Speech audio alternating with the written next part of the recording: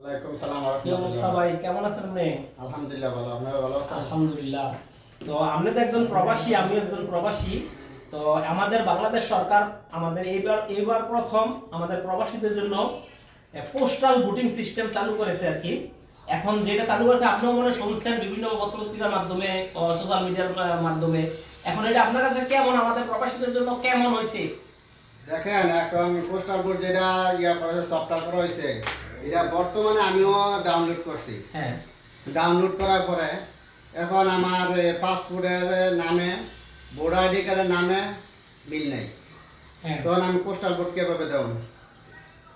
তাইলে এটা অনেক সমস্যা দেখা যায়। এটা 90% লোকে, মানে 2% লোকও দিতে পারবে না, 100 থেকে 2 জন লোকও দিতে পারবে না ভালো করে ভোট।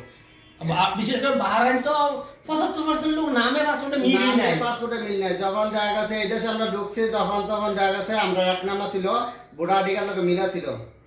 যখন 2 নাম করা হয়েছে, হ্যাঁ। তখন বাপের নাম ও আমার নামের সাথে জয়েন করা হয়েছে। তাহলে আমার ভোটার আইডি কার্ডে বাপের নাম জয়েন করা হয় নাই। না, তাহলে এখানে 2 নম্বর ভুলটা। একটা হ্যাঁ। 3 নম্বর ভুল হইলো, এখন যেতে পোস্টাল বোর্ড যেটা করতেছে, এটারে যে কোনো মানুষের ডাউনলোড করে সে ওইতে পাসপোর্টের শুধু খালি পাসপোর্ট নাম্বার দিয়া রেজিস্ট্রেশন করলে এটা সবাই ভোট দিতে পারবে। হ্যাঁ, আর দ্বিতীয় কথা হলো, যদি ভোট দিতে যায়ও, তারপর হলো এটা আমরা ডাইরেক্ট অ্যাম্বাসিতে গিয়ে যদি আমরা ভোটটা দেই, তাহলে আমরা সুবিধা পাবো। আমরা গাড়ি ভাড়া দিয়ে যাবো, সমস্যা নাই। আমরা কোম্পানিতে কাজ মিস দিয়ে যাবো, তারপরেও সমস্যা নাই।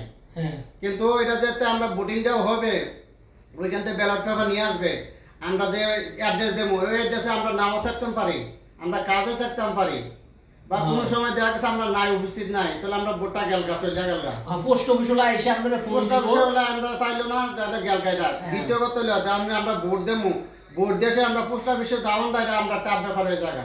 কারণ ডিউটি মিস দেয় একদিন একদিন মিস দিলে আমরা সারা যায়, কিন্তু আমরা 2 দিন মিস দিলাম না এই জায়গায়। হ্যাঁ, আর এত টাকা খরচ করে যাতে সফটওয়্যার বানাইছে ওই, তাহলে এটা সুযোগ করে দেওয়ার দরকার ছিল, যাতে শুধু খালি আমরা এই সফটওয়্যার লিয়ে হলে রেজিস্ট্রেশন করে বাস আমরা এমবিসিতে গিয়ে আমরা এই সফটওয়্যারের মাধ্যমে আমরা ভোট দিতে পারতাম। শুধু পাসপোর্ট দিয়া, শুধু পাসপোর্ট দিয়ে, পাসপোর্ট নাম্বার দিলে আমরা পাসপোর্ট নাম্বার, আমরা পরিচয়পত্র সব এই পাসপোর্টে। হ্যাঁ, কারণ পাসপোর্টে তো অনলাইন চেক করা যায়। অনলাইন চেক করা যায়, আমরা পরিচয়পত্র পাসপোর্টে আছে। দেখা গেছে আমার যদি আমরা পরিচয়পত্র চাইতে যাই, ভোটার আইডি কার্ড চাইতে যাই, তো ভোটার আইডি কার্ড চাইতে গেলে আমরা পাসপোর্ট নাই।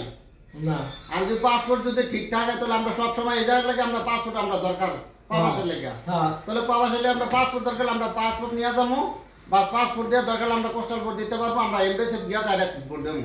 একদিন আমরা বন্ধ করবো। হ্যাঁ, এটা করতে হইলে 2 দিন বন্ধ করা লাগে, 2 দিন আরো বেশি মনে 2 হয়। দিন বন্ধ করতে হয়। যেই দিন সফটওয়্যারটা এটা ডাউনলোড করলে ডাউনলোড হইতো না, বাস মিল হইতো না, রেজিস্ট্রেশন হইতো না। হ্যাঁ, দ্বিতীয় কথা হইলো, আমরা একদিন বন্ধ করে ব্যালট পেপার রাখতে হইব, একদিন বন্ধ করে আমরা পোস্টাল ভোটটা ছাড়তে হইব। ছাড়তেই হবে। তাইলে এটা অনেক ঝামেলা মনে অনেক হইতাছে। চাপ ব্যাপার হয়ে যেতেছে, এটা অনেক ঝামেলা। তাইলে সহজ ছিল শুধু রেজিস্ট্রেশন সিস্টেম, ঠিক আছে, শুধু পাসপোর্টের মাধ্যমে রেজিস্ট্রেশন করে ডাইরেক্ট নিয়ে এমবাসিতে জমা দেওয়া শেষ দায়িত্ব। আমরা ডাইরেক্ট এমবাসিতে ব্যালট পেপার লমো, এমবাসি জমা দিয়ে বাস আমরা দিয়া এখন একদিন সাথে সাথে একদিন এটা সহজ ছিল, এটা সহজ আছে, শুধু পাসপোর্ট দিয়া। শুধু পাসপোর্ট দিয়া। ওকে, তাইলে আমরা মতামত এটা। হ্যাঁ, তাহলে থ্যাংক ইউ, আপনাকে অশেষ ধন্যবাদ ভাই সুন্দর পরামর্শের জন্য।